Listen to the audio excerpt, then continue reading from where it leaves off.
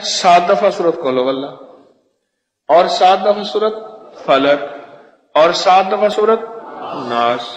جمعے کی فرض پڑھنے کے بعد یا بقیہ نماز پڑھنے کے بعد دوسرے جمعے تک، ابن سنی کی روایت ہے، دوسرے جمعے تک آفات اور حادثات سے میرا اللہ پناہ عطا فرماتے ہیں.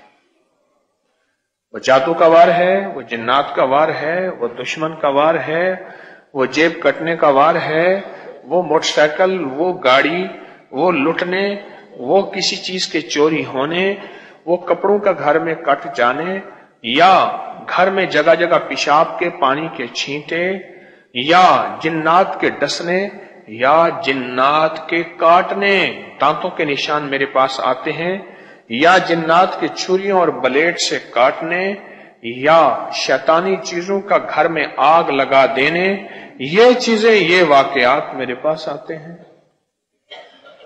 یہ واقعات آتے ہیں.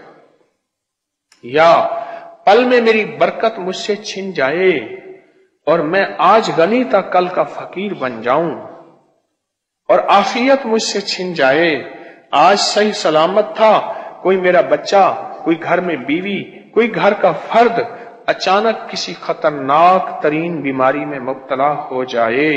یہ حادثہ اور آفت نہیں تو اور کیا ہے؟ مجھے صحت ملے، مجھے برکت ملے، مجھے راحت ملے، مجھے عافیت ملے، مجھے خیر ملے، اور 4 پہر صبح کے 4 پہر شام کے رحمت راحت عافیت سے گزر جائیں، اس سے بڑی نعمت کیا ہے؟ یہ عمل ہفتے کے بعد کر لیں.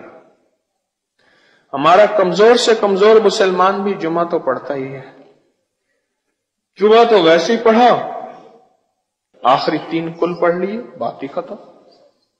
7 دفعہ، 3 دفعہ نہیں 7 دفعہ، آخری 3 کل پڑھ لیے، سبحان اللہ. 7 دفعہ سورۃ قل واللہ، 7 دفعہ فلق، 7 دفعہ ناس، 5-6 سے منٹ لگ جائیں، 10 منٹ لگ جائیں گے شاید.